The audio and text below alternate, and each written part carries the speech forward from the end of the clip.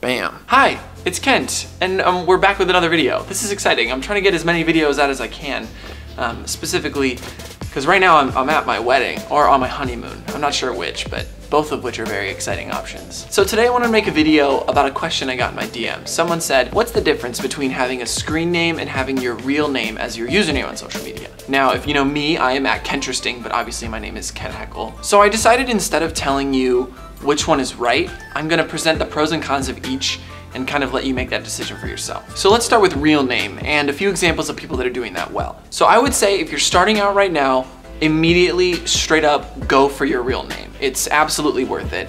Just because it makes you look so much more professional and your personal brand will be so much stronger if you're just at Ken Heckel. And there's definitely a few reasons for that. One, it's much easier to find you in search. Your name being your handle makes you a lot more trustworthy because you know the person you're talking to. It feels like, oh, I'm reaching out to this person instead of, oh, this like random internet character. And like I was saying before, it makes you more personal. It makes people like, oh, I think I can know this person. This is someone who I should be comfortable with. They're not this kind of like mask of anonymity. They're trying to like be themselves on social media. And so there's a lot to be said about that. Some people that do a really good job of this are people like Casey Neistat and David Dobrik, where a screen name for them wouldn't really make a ton of sense because what they're doing is, well, they're making videos about their life, so we want to talk about them. We want to talk about their videos, their everything is about them as a person.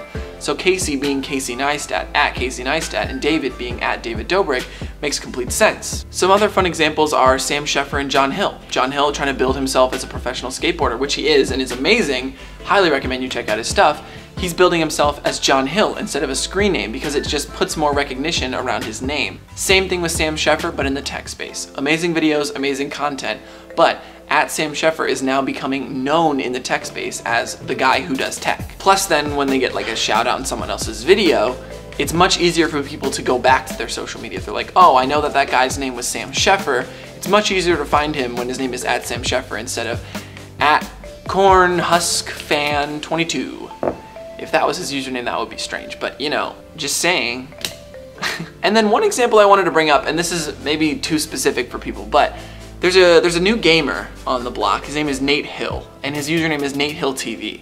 So the first thing there is he doesn't have his complete full name. He had to add the TV at the end, which is fine. But what's interesting about him is he's pretty much the first gamer I've seen who's gone to just have his first name as his gamer tag. And I think that that's such an interesting and brilliant branding technique because he's kind of looking beyond gaming. Now, I don't want to say that there's anything next. I just want to focus on what people are doing right now and highlighting that, and that's amazing because if you're in the gaming community specifically, having a gamer tag is actually valuable, and I'll get to that in the screen name section of this video. But for someone like Nate Hill who's doing so many other things, who actually came from modeling, Winston! Yay! For someone who came from modeling before gaming, having his username at Nate Hill actually built him a super solid personal brand. So that when he finally got into gaming, people are like, oh, this dude has credibility from beforehand, and that makes total sense that he keeps his name the same. You just don't want to hang, man? So if I had a recommendation for Nate, it would be try and drop the TV, but don't worry too much about it. I think you're building an amazing personal brand. The thing I would focus on is just don't focus 100% on gaming. Get some photos of you doing other things, get some photos of you out in the world, keep up with these modeling stuff. Even if it doesn't make you as much money, building that brand is gonna be really valuable for you because right now, he's kind of like known as the most attractive dude in gaming, and I think that that'd be a totally cool thing to brand yourself as. He's growing super fast, so we'll see where it goes from here. But the last 2 points I wanted to make, with having your first and last name as your username handle, one, it makes it incredibly easy for verification. Instagram is gonna trust you more. They're not gonna question themselves when they're like, oh, we need to verify this person, but we don't know which one is which. That like, the first and last name is normally always the person. And then the second thing is for press. If you ever have gone down the rabbit hole of either verification or just trying to build up your personal brand, press is a very important thing. And when people are often linking back to you, and for most people, their Instagram is kind of their like first touch point for a lot of people, so they're like, oh, follow me on Instagram. If your username is your name, so first.last or first last or first_last. No, I'm not even gonna say that. I would rather you just be first last. No dots, no underlines. When they type out your Instagram handle, it's just gonna be your name again. So that's gonna be great for SEO, it's gonna be great for all kinds of things. You're gonna show up higher ranking because your name is searched again and it's linked. So think about that, is if you're trying to go into a space where you're gonna want a lot of press, so say you're doing photography, say you're doing videography, say you're doing speaking of any sort, say you're making any sort of video, I actually recommend going the route of first last. And I know I'm a bad example of that being at Kenteresting, but I'll tell that story when we get to screen names. Yeah, wait, Chase Helfer's Day was available and you didn't use it? No. Really? Not yet. I would have thought Chase Helfer's Day was taken. That's why you were going for all those other weird names. Who the hell else has Chase Helfer's Day as their name? Do you at least have it like on ice somewhere, like on a different account? No.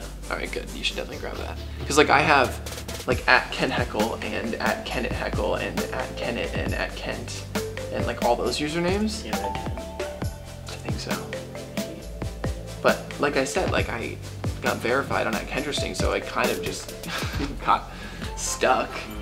I mean, I'll tell the story of my mistake. So Instagram verified at Kenteresting, and this was at the height of my Snapchat career and at the height of a couple other things I was doing. And on Snapchat, I was at Ken Heckel, and I knew that that was a bad idea. But having them be different, when I was getting 25,000 opens a Snapchat, like I had found this app Ghost Codes and was like growing on there and was doing well, but because I had branded myself differently on the other platform, it was hard for people to come back and find me. So I wasn't actually growing socially as much as I wanted to be, which sucked. And this was obviously before any of the links, any of the swipe ups, any of that stuff. So there's no way to directly send traffic other than like or posting a photo on my Instagram page, but it just didn't work.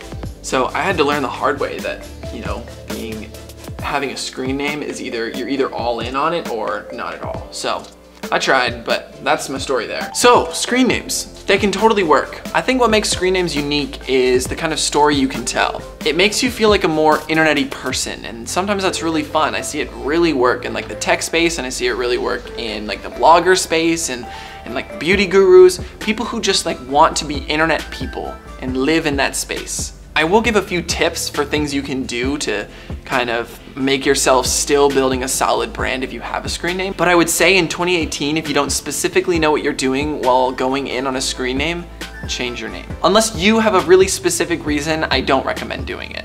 Just because it's harder to find you, and I don't want it to be harder to find you. I want everyone to be able to find you immediately. So like I was saying, a screen name is more for someone who's a real content creator, a beauty vlogger, a tech vlogger, I don't know, fashion, maybe. What are some other random genres? Gaming is a good one.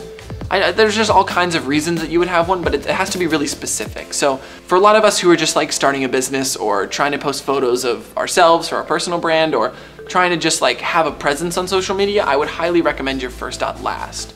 I keep saying first.last, but I mean first last. But in case you want a screen name, like I've said, I think it's still great. Here are some tips for you. Have the same name across all platforms. When things get confusing, people often just give up on social media. If they can't find you, they're just gonna be like, well, they don't exist, so I quit. I'm sure you have actually experienced that when you're like trying to find some influencer and you don't know what their @ was because you can't remember it and you don't remember their name. So you're just like searching around and hunting for a red shirt guy or guy meme with the soccer ball or funny video with the girl going to college or like, that's not fun. It'd be easier if they could just remember your name. And if your username isn't the same on another platform where they're trying to look for that content, or maybe they saw it on Instagram and want to find it on YouTube, if your username isn't the same, it's gonna be really confusing and hard to find you. So avoid that at all costs. I think I'm gonna do a full video on your bio in like a couple of weeks and just like what I think could be innovated with bio space, but bio space.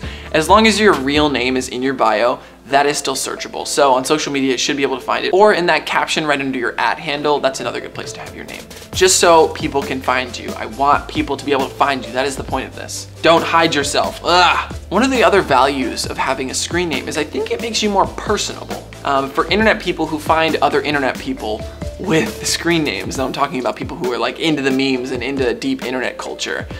People with screen names is kind of like a fun way to connect. It really tells who you are, how long you've been online. It's kind of like a calling card and like a signal for people. I don't know, it originally started with usernames on like Xbox and PlayStation and things like that, and then it moved into like Reddit and YouTube and internet spaces where people would hang out before content was huge. And now that everyone's making content, the people who were just memeing beforehand still have their screen names. That's like an awesome story. Like, that's really cool. If you have one of those and you can brand accordingly, that's an amazing story, an amazing piece of content that I want to hear about. Like, I think it comes up for MKBHD in pretty much every single Ask MKBHD video he does, where he has to explain his username. So then there's some people that I really wanted to shout out that are doing amazing jobs with having screen names. And the reason I want to highlight these people is because they make amazing content, they brand themselves perfectly. Well, not perfectly. I still want to make videos on some of these people, but I think they're doing a great job. And so if you want an example of someone who's doing a good job with a screen name, go check out these people.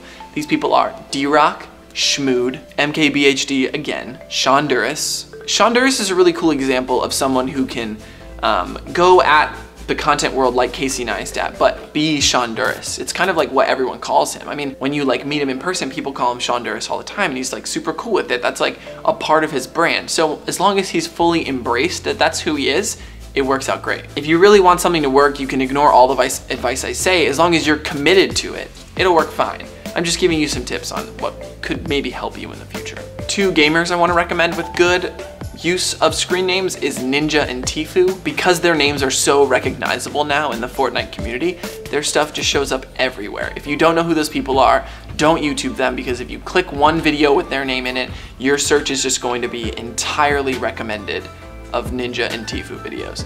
It's a really good job by them because anyone can clickbait their names very easily, but it's also kind of annoying that you don't even know where like their own content comes from, because finding their channel is like a needle in a haystack with the amount of stuff that's about them. Blessing and a curse, I suppose. And Turner got really lucky, even though he didn't get lucky with the whole hacking thing. That was terrible and really bad, and I'm glad that that's all over now. But the fact that he did switch his username from @Turn to @Tfue 100% helped him grow. You could see it. The dude only grew to like 500,000 followers. Now I'm saying this so lightly, but dude grew to like 500,000 followers when he was @Turn, and a couple weeks of hacking happened, which was again bad. But once he switched it to Tfue, he hit 1 million in like less than a month. It was just like that instant growth because people knew where to find him. I was telling this man the whole time, just get clips up. Just get as many clips up as you possibly can and have those clips be able to be shared by other people. Never mind, I should wait and hold off on this whole rant until we get into like the Twitch video. The last person I want to recommend is the Shoe Surgeon. Obviously an incredible username because it tells you exactly what he does, but he just makes such amazing content that I just gotta shout him out. Dom is like just a cool dude making shoes. If you don't know who that is, highly recommend you check him out. Amazing use of a screen name. But he's also a confusing case because he has like 4 Instagram accounts and Instagram verified all of them, and he was a part of that IGTV launch, which I was like, okay. But at the same time, I'm still like such a big fan of his work, so I don't even care. Like, I follow all of his pages. So now it's time to talk about the DMs. I'm gonna go just get dressed to address you properly for this DM video, the DM etiquette video, our etiquette lesson together. So let me go take care of that, and then we'll be right back. Perfect. You wanna? Think I can fly. Think I can fly when I'm with you. My arms are wide, catching fire as the wind blows. I know that I'm rich enough for pride. I see $1 billion in